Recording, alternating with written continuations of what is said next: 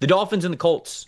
Next game that we have on the schedule, 1 p.m. game. This one's in Indianapolis. Dalton, you've been a little bit of it feels like it's been gloom and doom out of Indianapolis for a while now. A lot of the talk about the Colts going into this season's been negative, because of the quarterback position, the quarterback battle, and ultimately Daniel Jones being named the starting quarterback. But I feel like you have been the hopeful one of the Colts, and you've been the one to say, hold on now, this team is still a good football team. So what do you think is going to happen in week 1 with them hosting Miami? Yeah, it feels weird for me to be the one optimist of the crowd. I know. We know how that goes. We're getting, it's week 1. We gotta bring the spirits up just a little bit, and then by week 3 I'll be back to where I usually am. But no, I think, look, I'm gonna look at this Colts offense, and it really is one of the most fascinating stories, I think, all the way around of week 1. You've got, first of all, if you want a great strength on strength matchup, this Colts offensive line with Bernard Ryman and Quentin Nelson against what's actually low-key a very loaded defensive line for the Dolphins, right? You're talking about Zach Sealer, Kenneth Grant, Chop Robinson, Jalen Phillips, Bradley Chubb. This is a bear to block these guys, and I think the Colts offensive line versus the Dolphins D-line is a great matchup. The mystery surrounding Daniel Jones and if he can actually run this offense in the regular season, starters on starters, and then the matchup that I'm looking for that I think works the most to the Colts' advantage is their weapons, and it's a very talented group of weapons, right? Michael Pittman, Alec Pierce, Josh Downs, A.D. Mitchell, Tyler Warren, and then even in the backfield with Jonathan Taylor and DJ Giddens and those guys back there running the ball. But those weapons against what we've talked about for a long time, especially since the Jalen Ramsey trade, this group of Dolphins cornerbacks. I have no idea what to expect from this Dolphins secondary. Obviously, they have Minkah Fitzpatrick and a couple other acquisitions at safety. But when you look at this group of corners, Trev, the guys that we're looking at, Rasul Douglas, who they just signed with, the veteran they just signed within the last couple weeks, 51.6 coverage grade last year. Storm Duck is still there from last year, 54.8. Jack Jones they got from the Raiders, 52.9 in Vegas last year. Jason Marshall, a fifth-round rookie from Florida, from Gator great Jason Marshall, fifth-round rookie from Florida. He's going to be their starting nickel, okay? Trev, he played almost 2,200 snaps at Florida over 4 years as an outside corner. He played 62 snaps in the slot his entire career at Florida. And now I never thought he was a nickel. Never, at any point in time. Well, he doesn't have the body type so. for it. He doesn't have the movement for it. I was so floored when they were like, yeah, Jason Marshall Jr. is playing well in the nickel. He might get that starting job. I was like, are we talking about the same guy? So he is their starting nickel, and I actually think that's the most interesting guy out of all of this because I think the two guys that benefit the most, at least statistically, from Daniel Jones starting instead of Richardson, one is Tyler Warren. I think that the Colts showed in the preseason Tyler Warren's going to be featured heavily in this offense, and Shane Steichen wants to get the RPO game going. And the other guy is Josh Downs. Now, right now, I think he's questionable to play. He's got an injury. They're hoping that he can play this Sunday. That would be a big loss if he doesn't. But I think Tyler Warren and Josh Downs in the RPO game, especially Downs working in the slot potentially against Jason Marshall, that's really going to be a huge matchup to watch because I think those are going to be Jones's really his go-to targets. Not that Pittman won't be, and I think Alec Pierce's production goes down a little bit with the lack of the deep ball, right? I think he's the guy that's hurt the most if you're talking especially the fantasy angle and things like that. But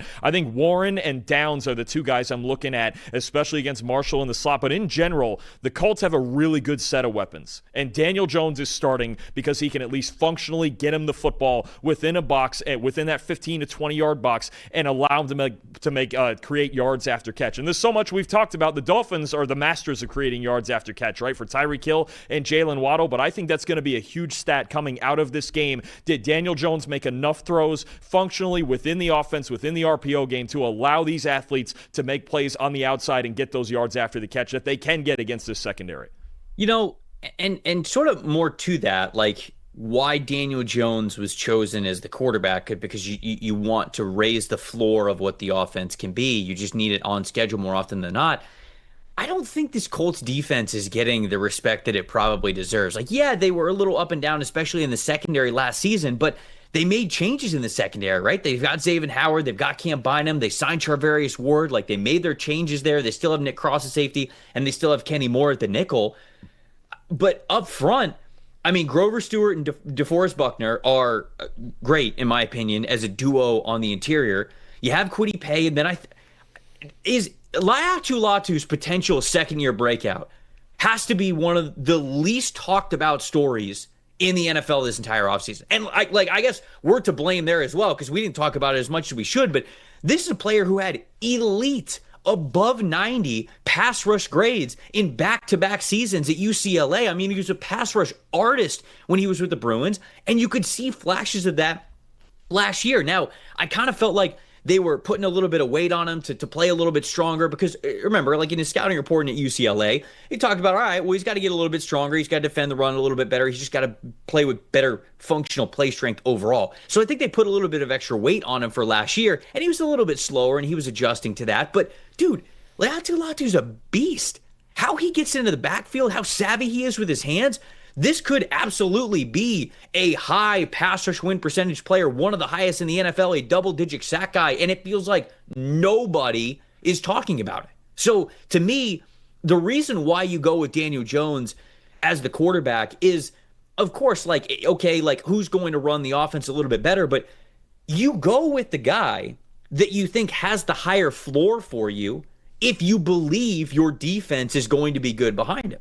I think the Colts really do believe that. That's how they're going to want to win football games this upcoming season, and that could start in week 1. That wasn't even my talking point. I was thinking about that as you were kind of talking about it there with Daniel Jones. My real talking point is, for this game, is Tyreek Hill still Tyreek Hill?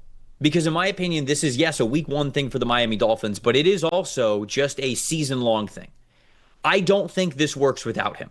I don't think the offense, I think that he, of course, Tua, right? I mean, like Tua, when he's not in there and when he is, the win-loss for the Miami Dolphins is obviously much different. But to me, Tyreek Hill being the offensive weapon that he is, especially with his speed, that also matters a great deal for this offense. 2022, Tyreek Hill, 92.0 receiving grade with a 70.6 separation percentage against single coverage. The following year, 2023, 93.8 receiving grade with a 61% separation percentage versus single coverage. Last year, 77.3 receiving grade, just a 54% separation percentage versus single coverage, which is fine. I mean, it's not the worst, but it's not the Tyreek Hill that we've watched over the last more than a half decade, almost decade now in the NFL. Is he still that guy? Is he still the guy that they could build their offense around with speed? Because if he is, I still think the Dolphins are going to be dangerous this year. If he's not, I don't know how pretty this is going to look for Miami. So that, to me, is a big question mark that we start to answer right now, but I wanted to shout out the Colts defense as well. Absolutely. I think there's a matchup in there in the interior that I really like you mentioned, too. You've got a Dolphins interior offensive line. Jonas Savaianea is going to be a rookie at left guard. You've got Aaron Brewer, who's he's a smaller guy. He's not a great pass protector at center. And then you have James Daniels at right guard, a veteran coming off a torn Achilles. Against Buckner and Grover Stewart, you're talking about a Dolphins offense that when it does run at its best, they still want to run the football with Devon Achane, with Jalen Wright, get the speed going in the run game as well. But I think Buckner and Grover Stewart are big parts of the Colts' plan. If they want to play too high, I think, Lou Anarumo is going to play these too high defenses against the Dolphins, especially who want to sling it downfield when they have the opportunity. If Buckner and Stewart can control the run game from the interior, don't allow those cutback plays on those zone runs and dominate the interior, even in the pass rush, dominate the interior. You make the Dolphins drop back and throw the football. The pass protection may not be great. I think those two guys play a really big role, especially in early downs in this game. DeForest Buckner and Grover Stewart are two guys I'm looking at on the inside with the spotlight. Who wins? Give us a score. Weird game, tight game. Obviously, 1.5 point spread there.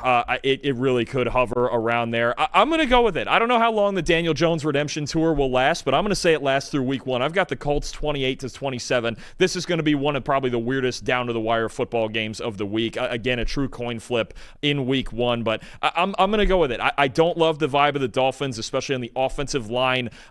If Lou Anarumo can prevent those explosive plays that we're so used to seeing from the Dolphins, then you've got a different dimension of this game. The Colts are still going to want to control it two-dimensionally, and then I think the Dolphins secondary is such a big concern for me. I think it is a problem. I think Daniel Jones has a chance to have a really good debut in Indy. Colts 28, Dolphins 27, squeak out a win. Wait, C. Brown in the chat says Colts have not won a season opener in 10 years? Breaking the streak. Real? There's nobody better to break the streak than Daniel Jones. I'm in. I'm even more in now that's 10 been mentioned. 10 years? Yep. Curse breaker, Daniel Jones. Yeah, we just looked at the Bengals, and I thought that was a long time going back to 2018. Now we're going back to 2015, 2014. They didn't have Daniel Jones. What do you want me to say? Somebody's got to fact check that for us. Make sure the chat. Not that C. Brown's not a respectable and trustworthy guy, but we got to make sure that we get fact checked here on the show. I'm gonna go. I had the Dolphins winning big earlier, and honestly, my rant about the Colts defense changed my own mind right here on the show. Oh, wow. I'm gonna still say the Dolphins win. I'm gonna go 21-17, but I think this one's closer. I initially had the Dolphins score more than 30 points, but I'll back off of that. I think that this is a little closer, and again, maybe I need to give the Colts the recognition and the respect that they deserve there. Yeah, I mean, there's some people who really like the Colts defense in the chat. Pixel saying I got Warren in fantasy. We got to let him cook. Also wants Storm Duck to cook. Wants to make sure that you respect that.